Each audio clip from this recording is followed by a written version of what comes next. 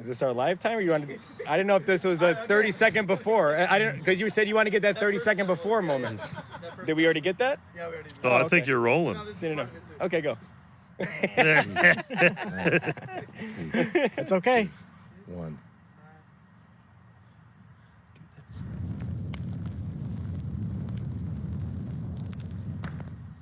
Thank you, everybody, for tuning in. We're looking for a great little conversation today. We're one day past the anniversary of D-Day. We thought as friends we'd like to sit down in front of the fire here and have a little conversation about that. Maybe bring some things to light that, people of, 40 to, 20 crowd, that maybe they don't know about that. So we just want to... 20 to 40. 20 to 40, 40 to 20. We'll go either way with it. It's that perfectly 40-20 vision, right? Something like that. So we're hoping to bring some little light, maybe, show some people a little bit of history on a very important day in American history. So first off, we'd like to throw this to Rob. And, Rob, give us a little rundown on, just a background knowledge of D-Day. My name is Rob Brown. And Hi, Rob. yeah, hey. So Best ever. just to kind of give you a basic idea of what exactly the scale of this kind of thing. It was the largest seaborne invasion ever assembled. It was also the largest invasion force ever assembled, too. It certainly didn't come easy. It involved the U.S., the U.K., Canada, France, Australia, Czechoslovakia, Poland, Norway, New Zealand, all fought on the Allies' side. It involved 1,506 soldiers and 1,905 naval personnel, 24,000 landing craft, 6,939 vessels, 1,213 warships, and 4,126 landing craft. So what you're getting at here is they were pretty badass, right? It's a lot. Pretty big. It was quite an undertaking that took a long time to do. All right. The biggest aspect, and I think probably one of the most interesting things about it, was the huge amount of secrecy that had to go along with it and was necessary for this to even work. And that's really where you get into some really cool, interesting stuff, is with what the British did, and specifically the British, but the Allies did to really hide this and make this as big of a surprise as possible. Because it's certainly not easy to hide an army of that size. Coming across, and to somehow trick them into thinking what wasn't going on is very difficult with that many people involved. So as far as this goes, I'd like to start it from the opposite side of the scenario here. Where did the Axis powers go wrong in all this? And I'll start with Joe. What do you think was, kind of provoking the beast that is the United States? Was that a smart move, like Pearl Harbor? Why did that fail? Why, their strategy? Why did it go so well? I definitely think the Japanese definitely were obviously made a mistake. Looking back at history, hindsight's 20/20.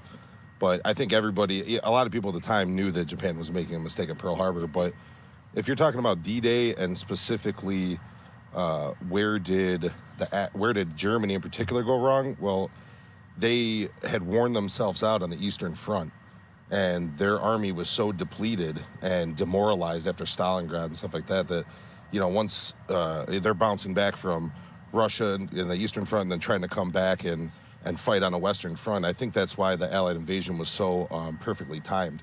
Not only did Stalin and I think FDR had to go to Churchill and convince him that D-Day, land invasion was necessary, right? Yeah. Because they they were carrying Churchill wanted no part of it. They were carrying all the brunt, right? And they needed to open up another front, and Britain was.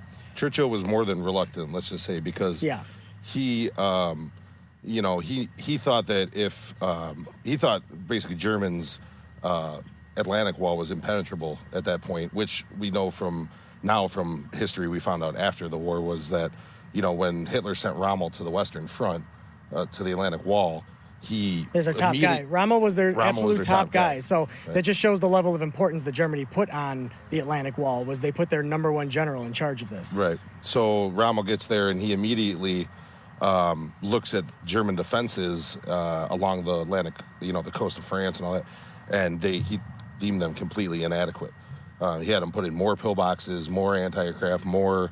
Spin on pillboxes for a second. What is a pillbox? Al, correct me if I'm wrong. A pillbox is just a bunker, a machine gun bunker. Concrete bunker. Give us. What do you know about the pillboxes? Well, and not like Xanax or something. These are like no, you're not. We're not talking about Xanny bars. Because the Nazis had some wicked drugs they were on too. true. We'll go back into that. Let's go back into that. Let's keep this on. What is a pillbox here? That's a little bit different. But explain me a pillbox. So, a small hardened structure built into an elevated position with which you use a machine gun, where you think of it like building a castle. Yeah. All castles have these weird narrowed windows with harsh angles on them. And the harsh angles on these tall windows were so that an archer could look out, and now he's got a bunch of angle because of these things, up, down, left, right. So, from a port this big, maybe 2 to 4 inches, a good archer, if he's got a nice taper in his wall, can see a field of view, hundreds and hundreds of feet wide. And you're attempting to build the same thing, but for, a much more terrifying piece of equipment, like a machine gun, where you want minimum exposure, maximum view. Right, yeah. What the enemy is shooting at is a slit this big, which makes it much more difficult to try to get into it. So which is where actually flamethrowers come into play, but that's kind of a slightly separate thing. So go back to what you were saying. So you're saying they had them put in some more pillboxes. They had them kind of beef up their front lines, is what you're saying. Right. So I guess what I was trying to say is that Churchill, although it still was a formidable defense along the Atlantic Wall, I guess Rommel saw it and thought that it definitely could use some beefing up. So. We walked into, we being the Allies, landed on an even more difficult task than would have originally been in our face had we done it earlier than that, was what I'm saying. But still, right? Well, because the Allies had been pushed out of Europe by 1942, 1941. They had been pushed out. They had no beachhead, so in order to fight the Germans, they needed a beachhead, somewhere to start from in mainland Europe. Right. That's why this was so important. They had to land and establish a beachhead. You're saying they lost that front because the Blitzkrieg or whatever had been tearing through these countries and kind of pushing them to the Atlantic Ocean. Yeah, basically? Some of you might be familiar with in France, Dunkirk. Okay, Dunkirk was... It was a big movie on that. Right? Dunkirk was the Germans pushing the French and British out of the whole continent, basically. Right. They had to retreat to Britain. So at that point, they lost any foothold they had. The only foothold... They didn't have a foothold at all. So this was establishing a foothold. Gotcha. And it was Stalin and FDR that were pushing so much on this because we're fighting our fight. We need Britain to step up and do their own plan, do their own part as well.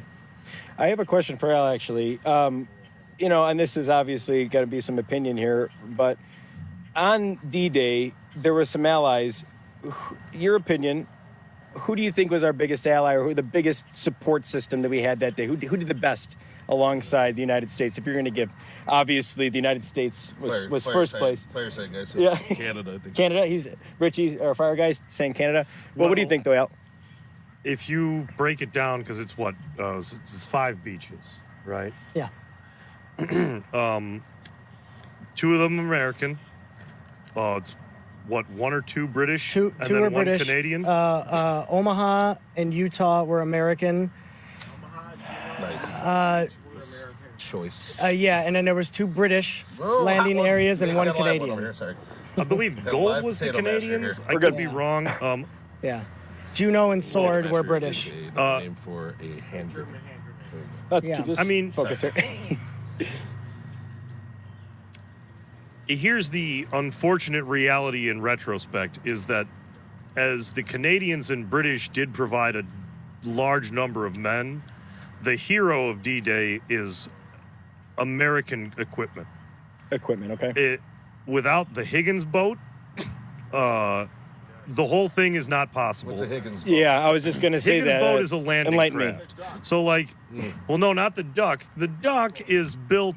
The Duck's an amphibious vehicle built off a 2.5-ton truck, but the Higgins boat is it's a big, flat, stupid boat with a gate at the front on a So wheel. stupid. Yeah. No, it's It's what you see from all the In movies, the when movies, the right? ramp they drops. drop those and they start Exactly. running out. Right. Yeah. And Okay. without the I've seen Higgins these. boat, Like Saving Private Ryan. forget it. Exactly, where they Saving drop that and Private they start Ryan is probably taking the the beach. best Well- cinematic Usage of it. example. Well, if I could add one thing to this too, the Americans. He's saying the Americans, and I agree, because the Americans really brought a new attitude and a new life to the war. Because you got to remember, Britain and France, they'd already been beating. They've already been fighting Germany. They've already been beaten down. Their morale is very low. In comes Americans with that go for the jugular attitude, no holding back. And I think the Americans really kind of brought in a new life and a new attitude to the force that you could call overambitious maybe, but it still brought that kind of life back to the situation. Well, with bad communication around Germany's forces at the time, history obviously teaches us that it was the perfect time to be doing it. But even more on top of, all of this, it's the material support. Yeah, the material average support, yes. Allied soldier was supplied with 50 to 60 pounds of goods. The average German and Japanese soldier are supplied with a fraction of that. When you're saying goods, what kind of goods are you talking? It doesn't even matter. It could be as simple as food. Just okay, supplies. Like if Anything. Just supplies. Yeah. Survival. And to dial it to World War I for just a quick second, Yeah. if you've ever read All Quiet on the Western Front, most of it is about getting food and about good food and Supplies. being able to eat. Yeah. And, the problem that the Germans faced in World War II was a very similar problem that they faced in World War I, is that they were an incredibly populous country without a lot of natural resources. Right. So the reason the Germans look east, where they get stopped cold by the Russians because there's just way too many of them and the land's too big, is because they're looking for oil resources in the Caucasus. And when you look at Japan, to dial it back to what we were talking about earlier, the reason the Japanese attacked Pearl Harbor is because the Americans were the #1 provider of oil to the Japanese Empire. Well, they started pissing in our face, proverbially speaking, and we cut off the tap. Yeah. Well, and we saw what happened. They had no other recourse. They had to invade other countries in order to get their resources. Well, and then also attempt to get one over on us, which clearly didn't work at the time. I mean, Pearl Harbor devastated the American West Fleet, or Pacific Fleet, we should say, but the aircraft carriers mostly still lived. I was gonna say they made a big mistake because they didn't hit. The carriers were actually out of the harbor, right? Well, they were on a maneuver that morning. That's right. They were the training exercise or some. So something as Michigas. small as a maneuver of us just going out doing our daily tasks as a Navy base, of Training. getting from you guys, Yeah. that played a huge role in us not being, or us being able to defend ourselves when time came where we were getting involved, well, right? I mean, Exactly. If you want to go to Pearl, like the Japanese made a huge mistake at Pearl Harbor because they didn't deal us a final blow in the Pacific. They allowed us to chase them around an island hop, and then you get into the Battle of Midway and all that stuff. But they should have crippled the entire Pacific Fleet, and they just slightly missed the mark. They did a number. Don't get me wrong. But once America chased them, and then we started producing naval ships at a Unprecedented mind-boggling rate, yes. pace. Well, and the thing you glossed over too is the Doolittle Raid, which was not the most successful air raid, but it happened incredibly That guy talked quickly. to animals, right? No, not. I know that guy. See, I know this part of history. He had a was it- PhD in talking to Wasn't it skunks. Colonel Rich Doolittle? Yeah. If I recall Oh, correctly. this but is real now. no, he was an Air Corps man who realized that if you could get a carrier close enough to Japan, they could line it with bombers, firebomb Tokyo, and then kind of cheese it and disappear into China or bail out over the South China Sea. And we went ahead with it because, America doesn't like to get hit in the face and not hit somebody in the face again. So as a just general rule, Yeah. that's kind of where we ended up with it, So as far as, us taking Normandy and all that, I mean, what were the casualties? What are we looking like? Loss of life? How does that compare with other wars or other battles? Let's go to Rob. What do you know as far as maybe not exact numbers, but just comparably speaking? Well, the major loss of life in D-Day, and the thing that, if you play a video game, if you watch a movie like Saving Private Ryan, and you're seeing the unbelievable struggle that was going on the beach for us to get a foothold, that's usually shown as Omaha Beach. Omaha Beach was where the roughest fighting really went on and where the most failures were. To give you an idea, America had lost about 6,000 casualties on Omaha Beach alone. The beach right next to it, the other American beach, Utah, we lost about 100. Okay. So, some parts of the plan went better than others, and some didn't. Some saw minimal resistance, some saw extreme resistance. That's just obviously planning on, the Axis powers part of where they were putting their support, or where they're putting their resources. Yeah. Yeah, and where they thought that the resources needed to be. Okay.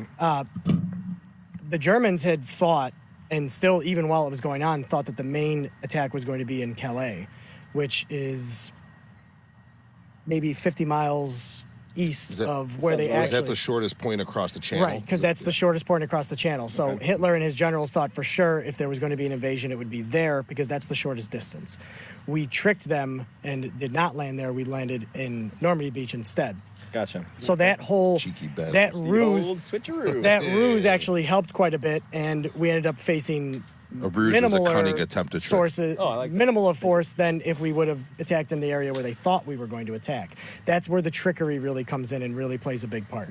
Okay. Well, and a good point to mention that is that Calais has an actual port and harbor, That's it. and the beaches we landed in Normandy did not. But some really smart British dudes came up with the idea of a floating harbor that they could then sink, which they called mulberries. Mulberries, yeah. And that was the other huge bit of technology that allowed us to go to Normandy as opposed to attempting to fight our way into a heavily defended city that already had a port and harbor. We just made our own port. Yep, we just built one. Brilliant. So we made our own ports to make it easier on We us. laid and you our said- own. We laid our own oil pipeline Oh, beforehand okay. too. Before the Nice. invasion, we actually laid an oil pipeline from the UK to France. So How does that once go we, unnoticed? I was going to say. Well, how it goes unnoticed is because we had air superiority. Germany did not Okay. have air superiority at the time, so they couldn't fly planes over to get aerial reconnaissance and see what we were doing. We also had naval superiority as well, so we were able to do all this stuff without them even knowing we were doing it because they just simply couldn't see it. And then that oil pipeline, once we established the beachhead, we could now pump fuel that was needed to continue driving the war machines, Gotcha. which is really important because our forces were all mechanized at that time. We didn't bring horses over with us. Yeah. We brought mechanized equipment. The Germans were mainly fighting with horses. Most of their transportation, was done with horses. Really? Yeah, we think of Germany as this Interesting. mechanized, panzers and big tanks and stuff like that, and But they in had those. 1940s, but they were still they fighting had- with... they But had very horses. little. Right. Yeah. Very little. Okay. Most of their troops had to be moved around with horses, and I think it was something like 3 or 4 million horses died Really? during most of the battles in Europe after D-Day. So who eats that meat then? Oh, they ate them. You know what? You joke, but I mean, That's they meat. ate everything on the Eastern Front. Yeah. Yeah, when they were starving, they were eating anything they get their hands on. Okay. Wide All right. reports of cannibalism in Yeah. Stalingrad. Yeah. Yeah. Really? Yeah, Yes. they besieged the Well- city for. I don't want to switch to. No, this all is the- a good topic. Yeah, but the Germans had the city besieged for how long? Months, right? I mean, Stalingrad? Almost a year. almost a year. Almost a okay. year. I know Yeah. it was a long time, but If yeah, not over a people year. were I'm not- definitely. Yeah, the Russians were definitely starving, and it was crazy. But back to over the English Channel, so they laid this pipe, the oil pipeline, right, and communications wire, I assume, and stuff like Probably, that. yeah. How did the RAF gain superiority over the airspace? Because I Radar. thought, what's that? Battle Radar. of Britain. Battle of Britain, too. Battle of Clarify what Britain. RAF is. The Royal Air Force. Royal which is Air the Force. British Air Force. Okay. Okay. So The savior of Britain, as you could call it. yeah, Britain was relentlessly bombed day and night for a period of time where America hadn't entered that. Were we in the Pacific at the time already, or Is this post Pearl Harbor, the bombing of Britain, the Battle of Britain? Battle of Britain, I believe, was post Pearl Harbor. Right. But we were only fighting American in the forces did not get tied up into Europe until Battle of Britain was before Pearl Harbor. Was it before? No, I thought We'd have before to- and we'll have to during and check that. after. Brett, we might need a fact check here. Jamie, from you here. Jamie, pull that up real quick. I man. believe Try it not went to for do a very long time. Battle of Britain, was it before or after Pearl Harbor? We'll get back to that when our production staff regardless, gets us that. it doesn't but yeah. change the fact that we could talk about the Merlin engine and British gasoline being inferior to American gasoline and every other nuance of the air war, but radar is the winner. Basically, what the Battle of Britain was an air battle. It was a battle of airplanes, and Germany held to very high accord their Luftwaffe, which was their air force. Gotcha. And Britain did a very excellent job for many reasons. Did an excellent job of basically crippling the Luftwaffe and making it impossible for them to do any kind of maneuvers. That allowed the secrecy of D-Day as well, because if the Germans can't fly over with reconnaissance and see what's happening, they don't know what's happening. So a huge part of that was having air superiority. And the air superiority was allowed, they were able to have air superiority because they defeated the Luftwaffe so badly in the Battle of Britain. Okay, so we got a clarification on the Battle of Britain? Before or after? Battle of Britain was a year and a half before Pearl Harbor. Was Before Pearl Harbor. Okay, so my Thank you. timeline was off. All right, so Oh, still. whatever. And before it's D-Day. interesting to know. And We wanna before get D-Day last- as well. Battle of Britain 1940, July 1940 to October 1940. Pearl Harbor was obviously December 7th, Yeah, 1940. gotcha. Yeah. Okay. Okay. So there. Well, clarification. That's good, though. We Well, don't want whatever, to. you know, So I'm not- the British had radar, and they had, from what I understand, they had physical people spotting along the British coast at the time, and they would telegraph. Would they more telegraph back in radio London? or whatever. And actually, that was the thing in the United States too. Right. There was a massive number of civilian volunteers, and their job was just to anything you saw fly over, you would report. There was a it. name for him, and I can't remember recall what the that name, was, but for you that know. civilian force, that they were all volunteers basically. Yes. Where's it? CMP? Richie, the fire guy here. No. We got CMP is. Yeah, That- that sound right? That might be a civilian marksmanship program. Yeah. I'm not sure. Which Okay. actually at that time when the CMP was new, it was called the Civil Guard, maybe? DCM. Maybe civil guard. Civil Guard. But Let's that's not get bogged down with all this. Yeah. Yeah. Yeah. So anyhow, But really, it's radar. It was radar. It's always been radar. It always will be radar. And the Germans- And, well, hang on, and just to and that guy throw from a MASH huge- radar. Let let Al finish his just point to here. finish Let's hurry it up. up. Yeah, you know what The I'm talking Battle of Britain's long waveform radar is more accurate than most military radars used today, because most military radars in the modern sense use a shorter waveform that provides for less clutter in the image. So it's much less sensitive and much more easy to package, but it's not nearly as powerful. Okay. So, as much as Americans today, we like to tout our stealth aircraft and this and that, the radar network that the British were employing during the Battle of Britain can see every stealth aircraft ever made.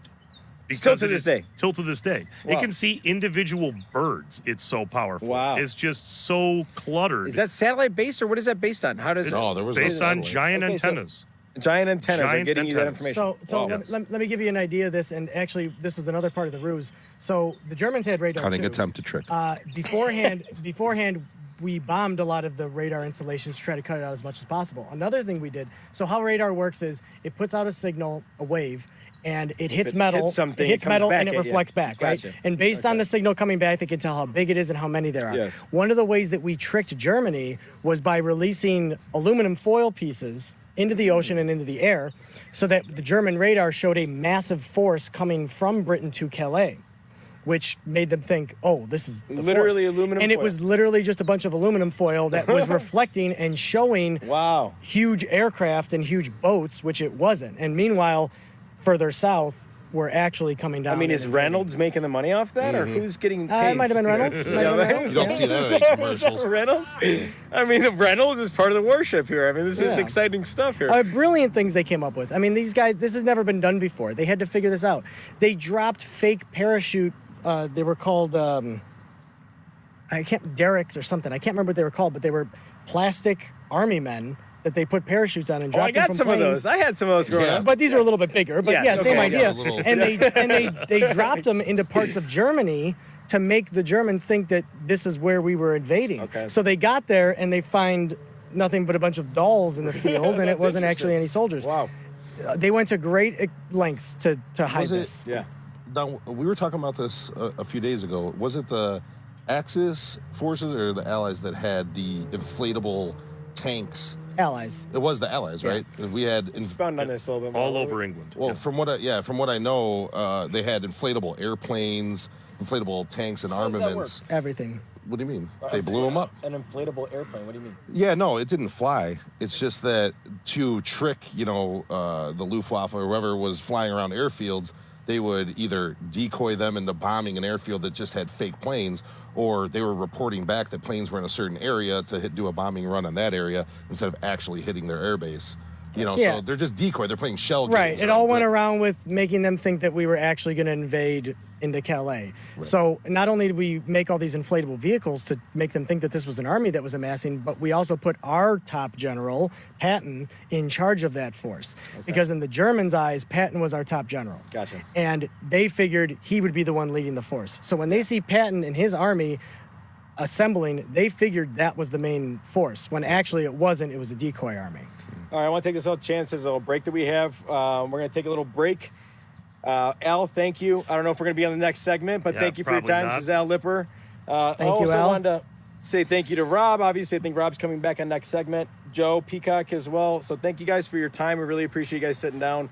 We understand everyone's time is valuable, and to make all this possible, we need a lot of people, and we really appreciate you guys coming by.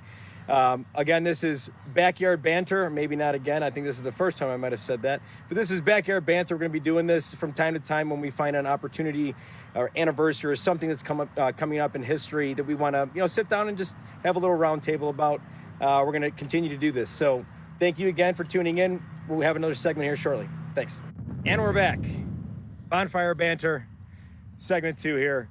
So I want to start off here on the second segment, guys, by asking, I watched a 4-minute video the other day on YouTube, try to prep myself. I'm not a history buff like you guys. So he's an expert now. Level Yeah, expert. so, I mean, you watch a 4-minute YouTube video, pretty much all you need to know.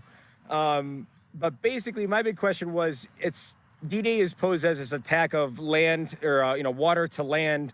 And I watch this video, and I see these big airplanes coming by with maybe 20 to 50 guys jumping out, parachute after parachute, and they show this shot in this little video I was watching of the sky filled with parachutes, and it's just hundreds of people in the sky.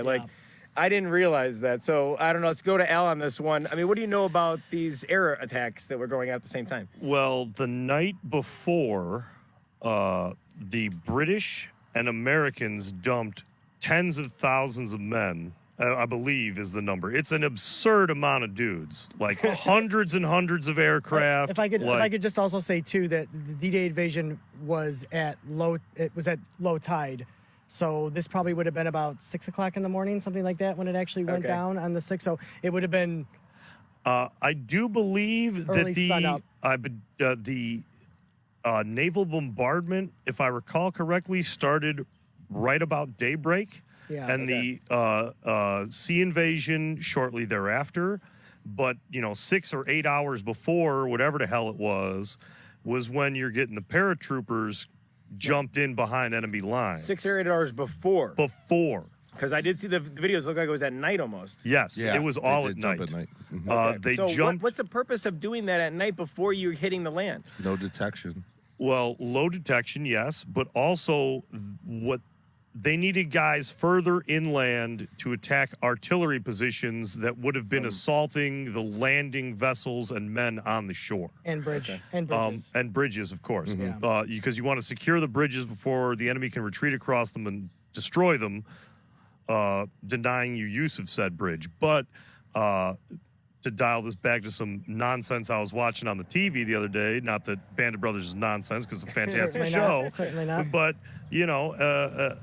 I believe the second episode features the end of them preparing to jump, and then I believe the third episode is them jumping into France. Gotcha. And it's, one of the more accurate depictions you're going to get in media. Gotcha. As far as that kind of thing. But as you would imagine, low-flying aircraft running at low speed to drop out paratroopers were targeted incredibly much so by, you know, ground defenses and every other thing. And there was a extreme number of people died without even getting out the airplane. Which brings me to one of my favorite parts and most least known things about World War II and D-Day, I'm sure, is the Glider Museum up in the UP, the Kingsford in Iron Mountain. Okay, Michigan, UP. So we have a place, our family has a place up there, but the Glider Museum in Iron Mountain, it was all, you know, these were just craft, you know, that held troops or engineless aircraft. Engineless aircraft that were towed behind. They were towed behind planes and dropped behind enemy lines to be silent. So they tow cabled them up in the air and then released them.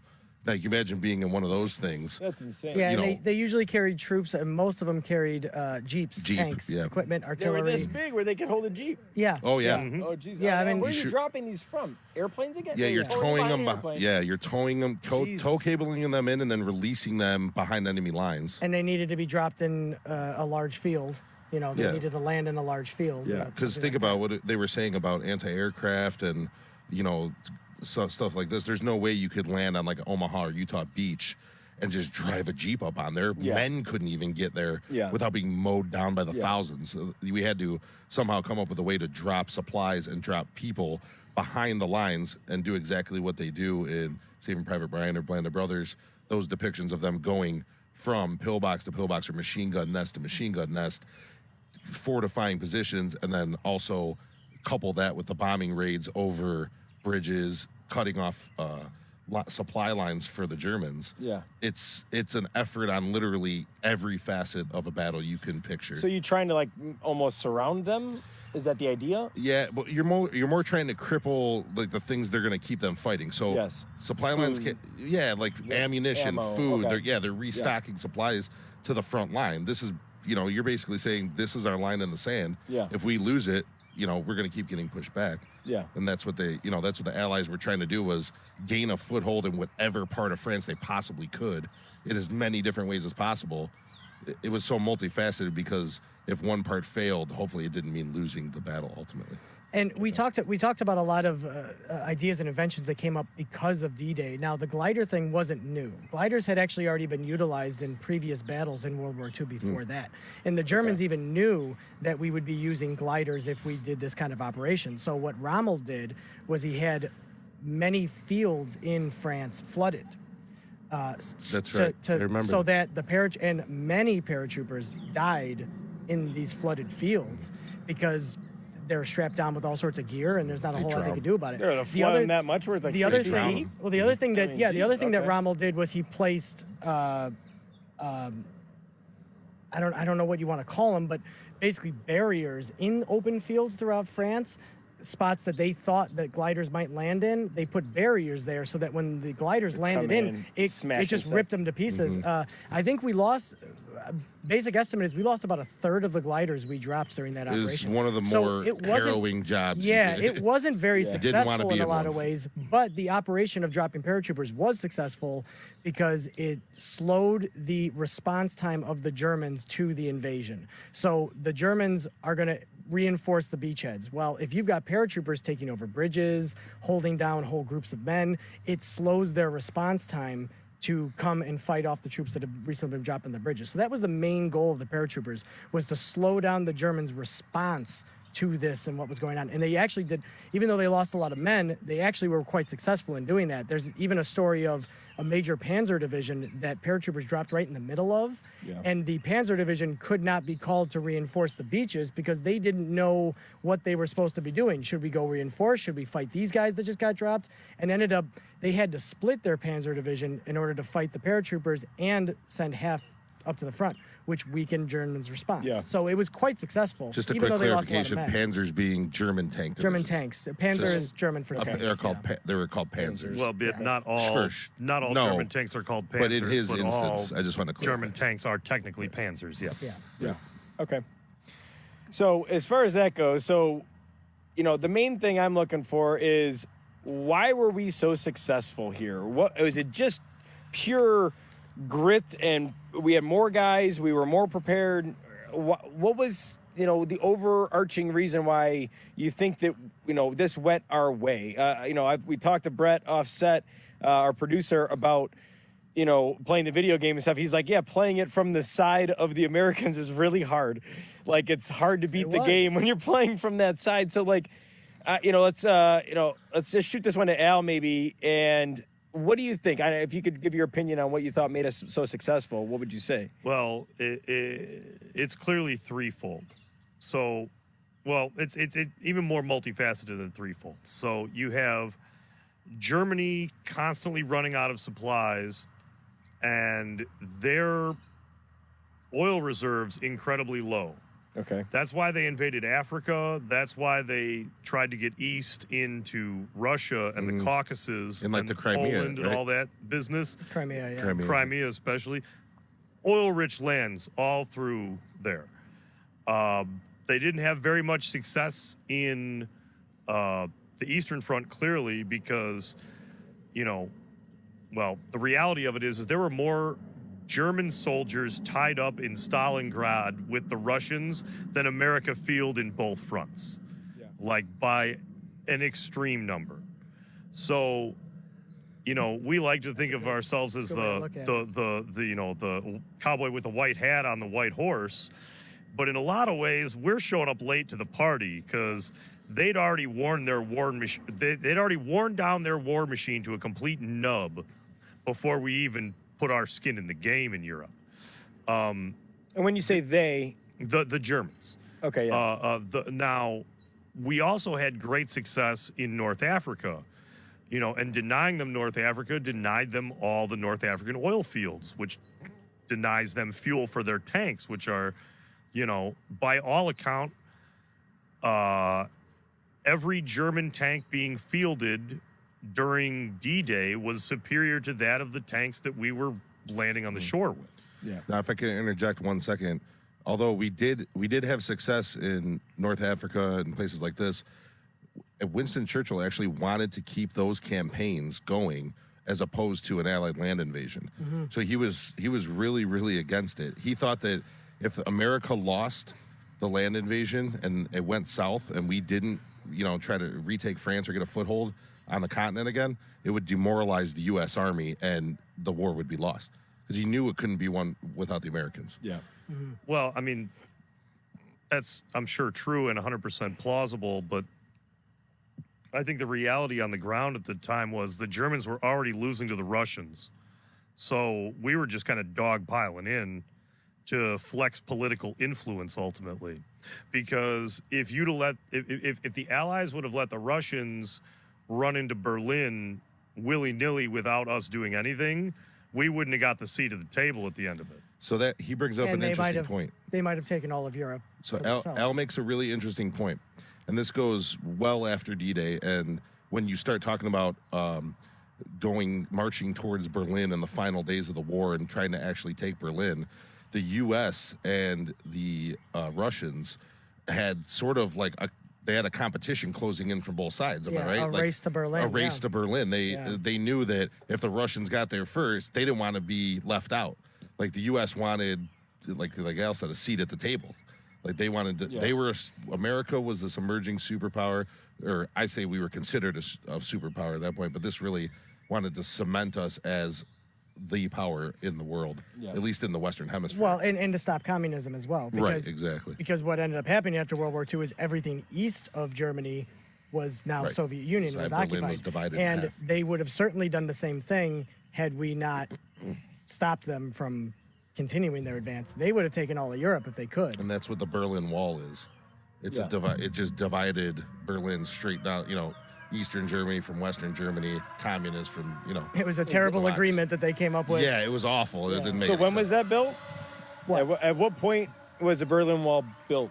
50. That'd be shortly after, maybe a 51? few years after. So this is after World War II. They build this wall to separate the people that are more siding with the communists and the other side's more so. Well, actually, Germany was divided into 4 regions. It was divided into Russian, French, British, and American spheres of influences. Right. And Berlin itself was also divided into 4 different individual spheres. I did not know that. This was an agreement that was brought about to just quell the whole situation. They said, all right, fine, we'll each take a part of it.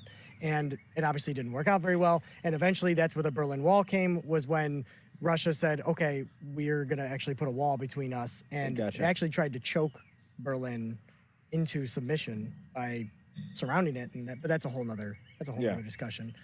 That's very interesting. That's where the Berlin though. airdrops come in and all that stuff.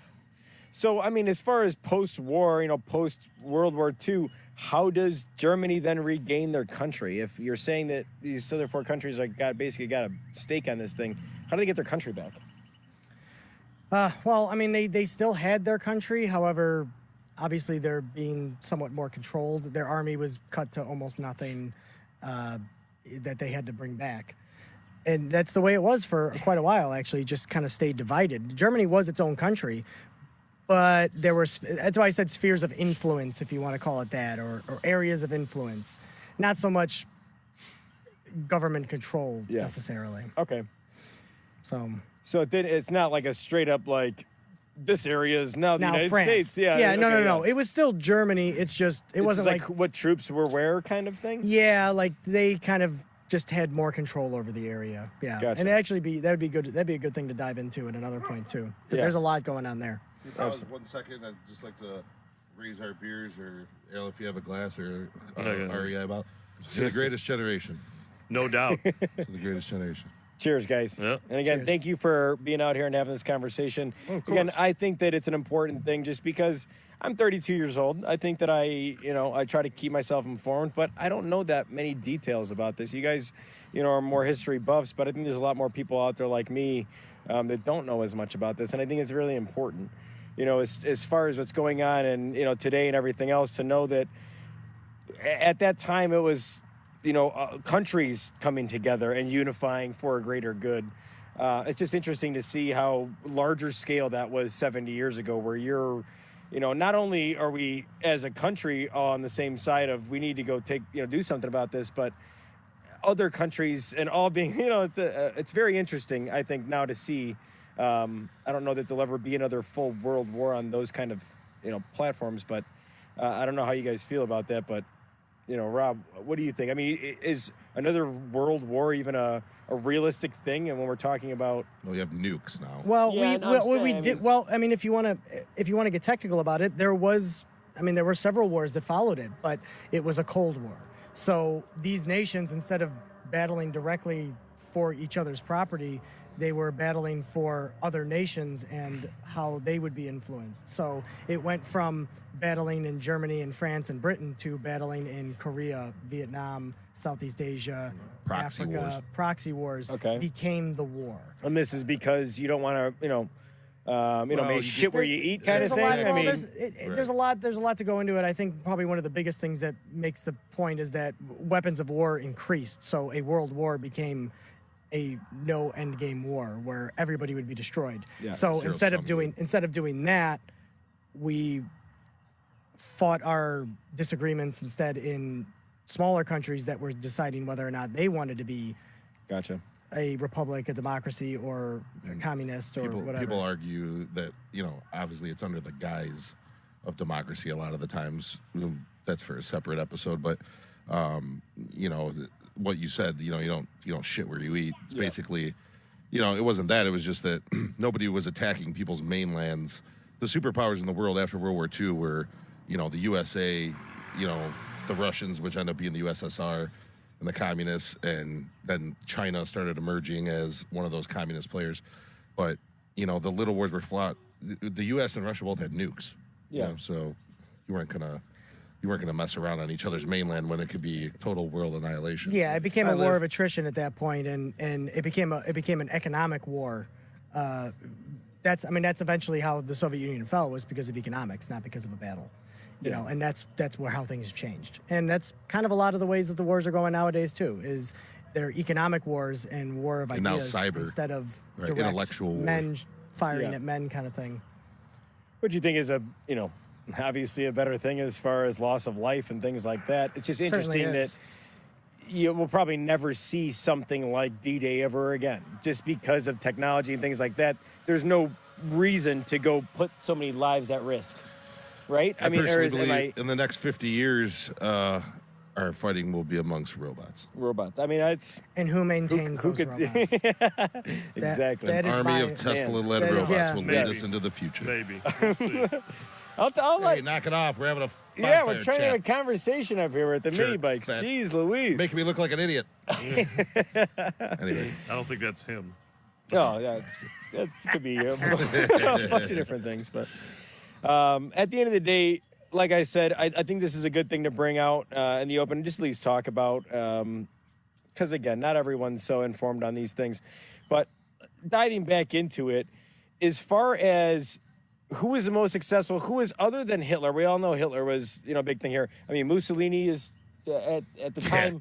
he said about a lot of nasty things about that Mussolini character. Right? I mean, I'm very novice here. He's in charge of the Italy. Italians at that point. Yeah, he Who was are the other names here? Who are the other He's players? the head of the fascist party in Italy. The other one would, the axis of evil, if you want to call it that, was Japan, Germany. Okay, so who's and running Italy. these? Obviously, we know Hitler. We know Mussolini. let's Japan say. was the emperor. Emperor Yamamoto.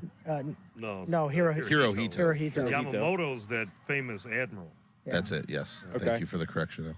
Yeah, and Japan basically came into this because they were an emerging empire.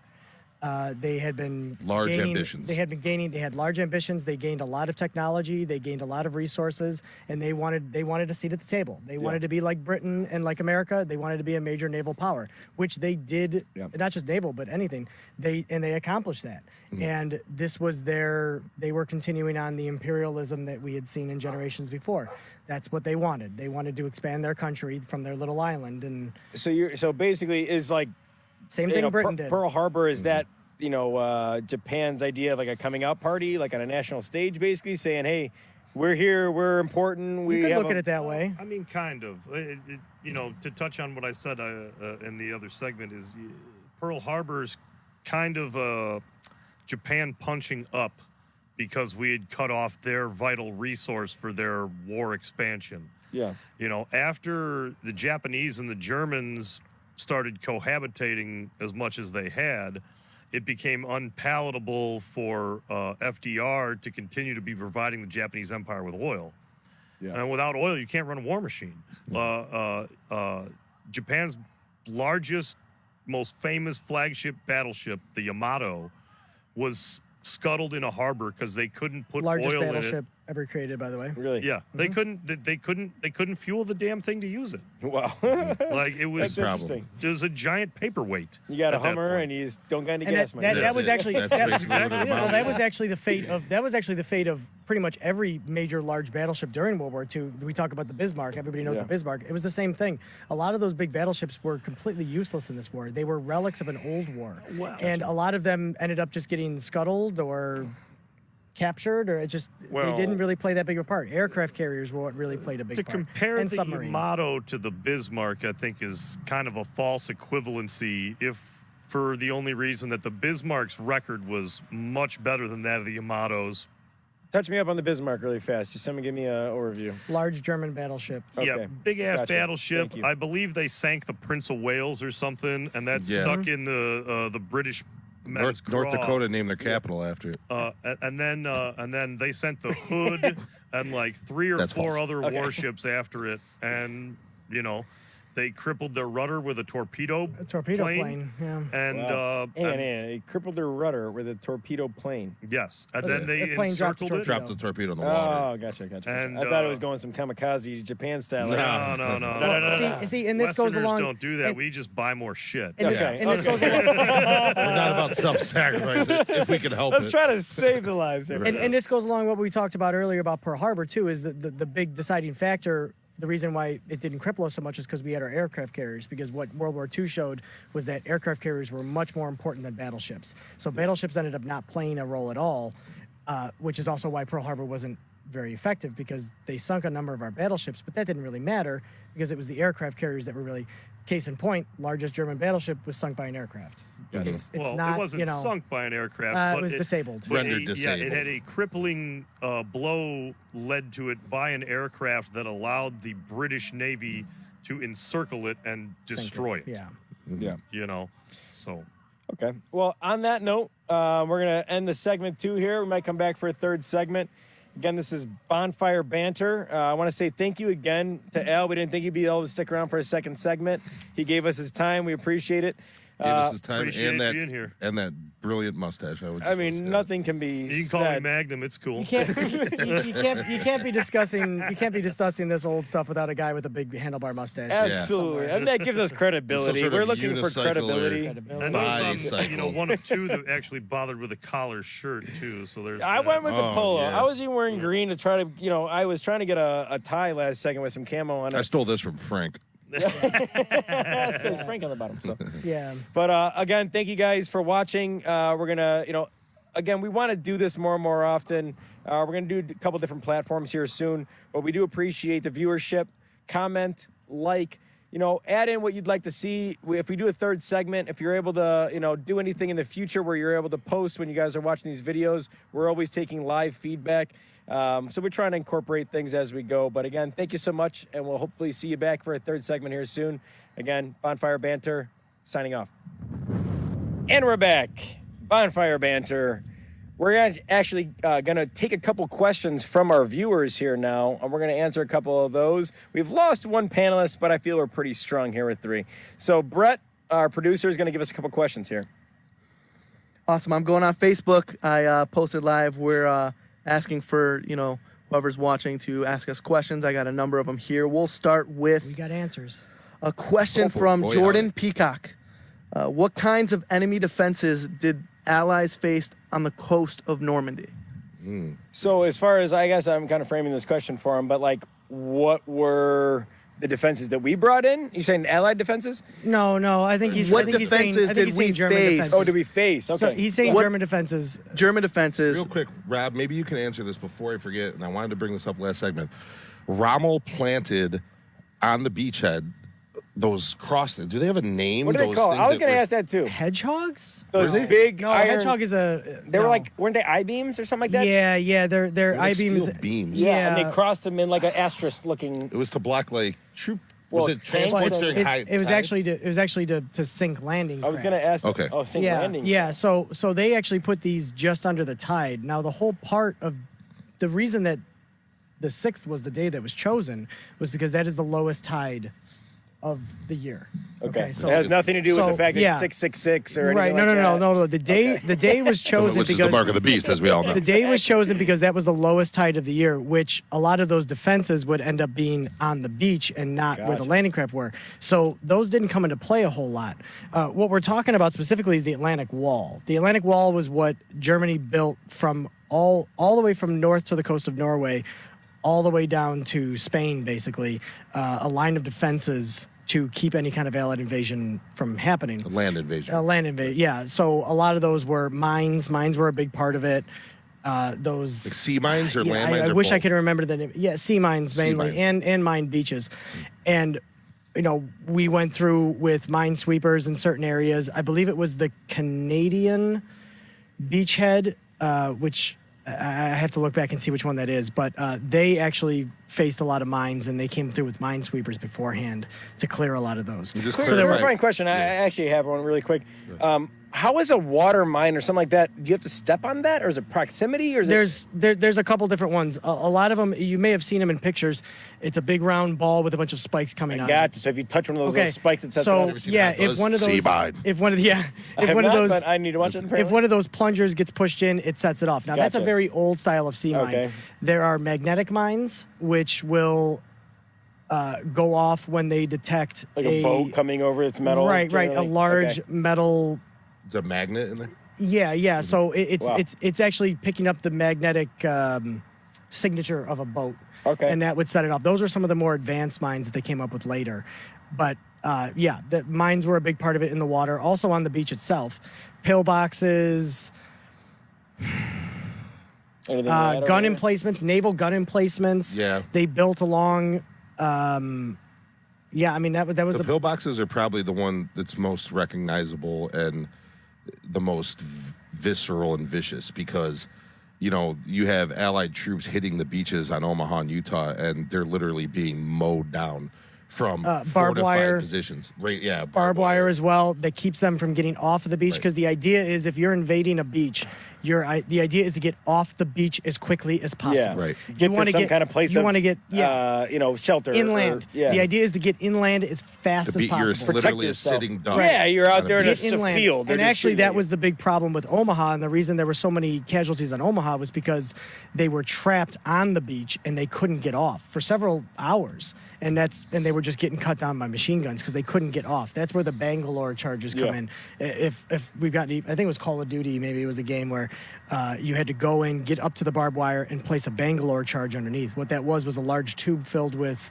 cordite explosive that they could push underneath the wall, ignite, and it would blow a hole in the barbed wire in order for them to get through and then advance up inland. No, okay. Now, one more thing, Rob. Were they, and I know very little about this topic, the Luftwaffe, what role did they play, as an ancillary question, what role did they play at D-Day? Almost none. Almost none, okay. Almost none because of the air superiority. That was a big part of it. So we ruled the skies. We ruled the skies. They could not seems pretty important. Fight against us. So you actually did not see a lot from the Luftwaffe. Is that because they were decimated at that point, or what? Why? No, it's because anything they scrambled would be decimated by the British or the American Air Force. So it's them not wanting to go up and sacrifice. And not being able to. They were also depleted quite a bit, and by this time, like Al was talking about earlier, with oil resources and fuel resources, they needed to save their air and they needed to save their fuel resources for the defense of Germany. By that time, they didn't want to be wasting aircraft and fuel unless absolutely necessary. So a lot of that was brought back towards Germany. It's crazy to me. And it also plays a big part in why it was so secret, because we were able to keep their Air Force grounded. That kept them from being able to see what we were doing this entire time. Yeah. It's just crazy to me that, like, all these wars, you start to hear, it just seems like so many of them are oil-based. It's like your supply lines, if you don't have a way to fuel these machines, these war machines. You got to fuel the machines. What do you got? And that's why they use so many horses, because they had to. You're feeding those guys some corn and some lettuce. Yeah, they don't need Mobile One to run. We don't need to be digging to feed some horses. It sounds like to me that it wasn't just the higher point of defense. They were higher up on the hill and they were shooting down on the beaches. From everything you guys are saying, it sounds like there were mines and there were all these different things on the actual beach. I mean, personally, it sounds like an uphill battle, pun intended, that we even made it inland and had success on D-Day. I think a lot of that to do is just numbers. Yeah, right. I mean, you're playing a numbers game, and actually, if you look back in history, other large naval amphibious forces invasions were failures. Most failed. In fact, that's actually to go back when we were talking about Churchill. One of the major reasons why Churchill was so not about the idea of an amphibious invasion is because if you look back into the history of Churchill in World War I, when he was the naval commander, he led a amphibious invasion. I can't remember the name of it now off the top of my head, which is really terrible, but it was a colossal failure. Yeah, it was a colossal failure. So he knew. Did that play into his fears of doing? He knew. Gallipoli. That's what it is. The Gallipoli campaign was blamed on Churchill, and he was actually removed from the armed forces in World War I. After that, he was basically the scapegoat of why that was such a failure. Didn't work. Yeah. So you can understand now why in World War II Churchill was so reluctant to do an amphibious assault like this. And another thing that was a big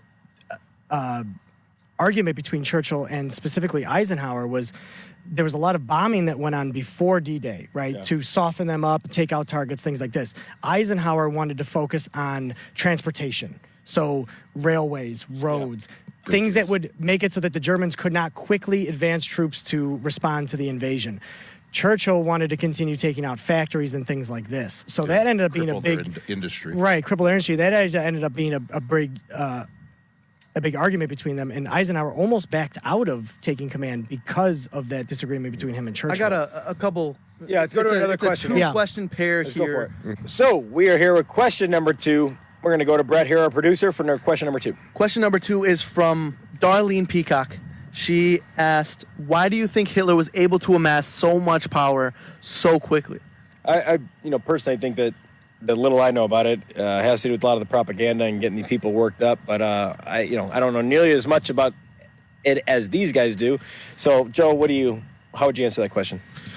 I feel like I have deja vu on this one, but what I was going to say is, not only was Hitler a great orator, and he touched on something in the German population that they had been longing for, and that something was a sense of national pride, pride of the motherland that he called. He often referred it to Germany as the motherland, and this was a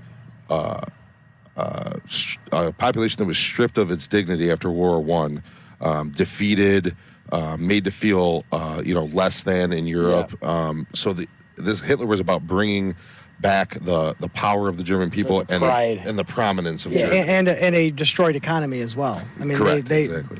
we talked about Russians, eating pretty much anything and they could. And a lot of that went on in Yeah. Germany too. Dogs, They cats, they were anything they could find because People. they were burning barrels of Reichsmark, not Reichsmarks. That was during World War II, but Of their currency, right? What is it? yeah, what's the German currency? Deutschmark? Deutschmarks. Yeah, they were burning barrels of Deutschmarks because they were that. It was- inflation yeah. was rampant, and the country was brought to its knees to nothing. Mm-hmm. And they heard a voice of somebody saying, "I'm going to bring it back. I'm Yeah. gonna, Giving you hope. I'm going to I give mean, you hope. there's I'm going to give here. you Yeah. something," And he because did. they literally had nothing. It was a country turned into nothing, and this brought them a little bit of some hope for the future. So at this point, Hitler grew up watching this happen in World War I, or what's his role here? Why is, he grew up watching World War I, apparently, right? He fought Yeah. World War He I. fought in World War I. Okay, so Yeah, and he blamed what happened to Germany on the Jewish population and on the communists. Those were his two biggest things. And he convinced the people, a number of the people, that the reason Germany was being held back was because of Jews somehow were the cause of all of their problems and bringing them down, and this was part of a lot of his propaganda. how is that pushed, though? How you turn all this problem on the Jews? How does that... Well, people, they were made a scapegoat for Germany's woes. What was wrong with Jews that they were the problem here? What... There were a lot of Jewish business owners in Germany. Right. Okay, so they're saying they're running the show. They were people with a lot of money and a lot of power, and they focused on them as Turn them into the victim. right. They were stealing Germany's wealth, not the and victim, but yeah. Right. they were hurting Germany. Hitler talked a lot. Extermination was his final solution, but he looked at the Jewish people as if they were some sort of infection or disease, or Genetically inferior. That's the way he thought of it, and that's the way a lot of people that were with him thought of it, and they looked at it as just like some sort of mass infection that the country had, that it needed to be rid of these people, and that's. It's easy to ostracize a people like that and make them less than.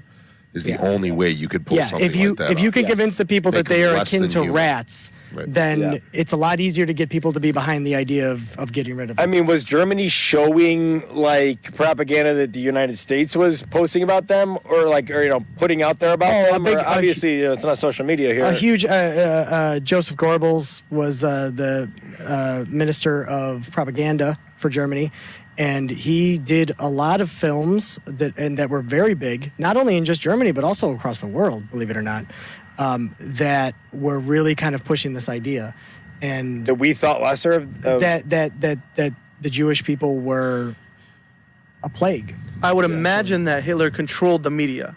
Oh yeah. Hitler that's completely one of the controlled everything that. Okay. That's one of the Not only- tenets of a not Not only fascist controlled the regime. media, but controlled all of films that were made in Germany Everything. at that time. Everything. They were put in control of everything. Everything the population of Germany saw at It's this time was an easy controlled way. by Hitler. Germany controlled everything. The That's it, media, yeah. the everything. It's an easy way to make people feel a certain way is when everything they're seeing yeah. is slanted in one direction. That's kind of dangerous. No doubt. Yeah. Yeah. So, do we Next have time question? for a third question Yeah, next here? We like question. to Let's go field down. the third question. I have a third question here from a Glenn Morgan. He asked. Glenn. Glad, Yeah, that's okay. all, glad. I think it's a tough question for Tough kind of guy, anyone to you know answer. what I mean? But is there any lessons we can take from D-Day or World War II that has relevance in today's current events? You know, one thing I just think about when I hear that question alone is just for myself is people coming together as one. You know, obviously Yeah. wartime is nothing that anyone wants to be involved in. But at the end of the day, I think there's something to be said about an entire country of people that are now very divided, coming together and saying this is the right thing. We need to go help these people in Europe. And I'm sure there was people saying, on the other side of that at the time saying, this maybe we shouldn't go to war. I'm sure Oh, there's yeah. other people on the opposite side of that. For sure. that Especially in conversation. America. But, Oh, yeah. And maybe that's just me not knowing, but it seems in history that everyone was behind this, and maybe that's not. I don't know if there was some subsection. Well, of- history, the history books are written by the victors, but there was an opposition to the war, I'm sure, in many countries. Had to be. Oh, the U.S., there was opposition to it, of course. Yeah. There was isolationists, Yeah, in it wasn't- Congress. and in the 60s, talking flower power, that's 20 years later. Right. But, I'm sure there was some kind of peace groups. It was more of an idea of this is Europe's problem. Why are we getting involved in it? That was a heavy Yeah. and that sentiment. was a heavy. I'm sure. Until Pearl Harbor, and that's when everything started to change in America. When people realized, okay, we can't avoid this anymore. This is something that has to be addressed, and we need to help. Now, America had already been helping even before that with our industrial might. Shipping tanks, firearms, weapons, bullets, everything. That was our major contribution in the beginning of the war. Was Which is weaponry. supplying people. Supplying them. With And we're basically weaponry. saying we're taking a stance by helping you, but we're Right. not like fully engaging in this. That was acceptable right. to It the was that- American. that's the it's lang- palatable to the American people to supply armaments because U.S. corporations It's are the not one that boots made on the those ground. armaments, and it put Hey, we're making money. jobs. Yeah. Yeah. It provided jobs to people who were making the So- things to send. Absolutely. Yeah. Is Rosie the Riveter? Is that a World War II propaganda? Yes. Yes. Right? Yes. That's us saying, we're sending our best males overseas. We need our best females to be getting in these. Yeah, because a lot of the men were overseas fighting. It fell to women to pick up the other roles of manufacturing, production, and they did. They stepped up in that role in an unbelievable way that has never been seen before, and also in Great Britain as well. Not just America, in all the countries that saw their men have to go and fight. Yeah. Yeah. And we like dogs as much as anybody else. And this is all part of it. We have dogs. We own dogs. Yeah, he feels very strongly about this. We He feel feels very strongly about this topic. having dogs in our production. So we're gonna talk over this, and we love the dogs that are here. But at the end of the day, this is we're filming this out in the backyard, and luckily we're able to get this good content out here, and we're feeling very happy about what we've put together here. So hope that doesn't take away from any kind of audio. Yeah, hey, not a bad way to spend a Sunday, sitting down with some good I'm guys cool with it. and discussing, some pretty real relevant stuff. And if that's our worst thing that we come across today is a little bit of dog barking. I think I also want to throw out a quick. We're not sponsored by, but this Thermacell product. wow. Yeah, Yeah, I just want to That's throw this nice. out here. These really do keep the mosquitoes away. Now, what you have here is a little package of a butane cartridge Wow, interesting. with a mat that has a very safe, friendly deterrent for mosquitoes. Interesting. They work amazing. Wow. Then again, We're not Thermacell. looking for any sponsors No, per se. I just want to throw that out We there. They work also think- extremely well. Miller Lite triple distilled is a fantastic beverage on any So cold, so Sunday night. fresh. Yeah, thank you so much. Put Scud Miller Light at the bottom of the barrel. I just want to say that. So we're going to take another break here. Thank you guys for your questions. Again, we are Bonfire Banter. Thank you so much for everyone that's putting in time for this production. Again, thank you, Joe. Thank you, Rob. Thank you for being here with all of us. Keep sticking with us. We might be able to throw another segment up here soon. Thank you. Thank you so much for watching tonight. This is Bonfire Banter. This is a fantastic first episode for us. Joe, thank you so much. Appreciate your time. Thank you. You know, I need a handshake from you, sir. That'd be fantastic. Thank you. Alrighty. Thank you. And thank you, Rob. We appreciate your time. Yeah. So again, we're wanting to do this more and more often. We're hoping to get more of a following here. We want to do more of these as, you know, events come up, anniversaries, but we also want a platform of debating. So if you're online and you feel like you got, you know, a beef or something, you're talking to somebody, we really prefer people to get off of Facebook and start having a real discussion about these things. We just, you know, in this day and age, it needs to happen. People need to get off of Facebook and actually sit down and have conversations. We have much more in common than we think. So thank you so much. We appreciate your time. Click the like button, subscribe, whatever you can do to support us. We appreciate it. Signing off. You guys have a good night. Thanks. Thank you.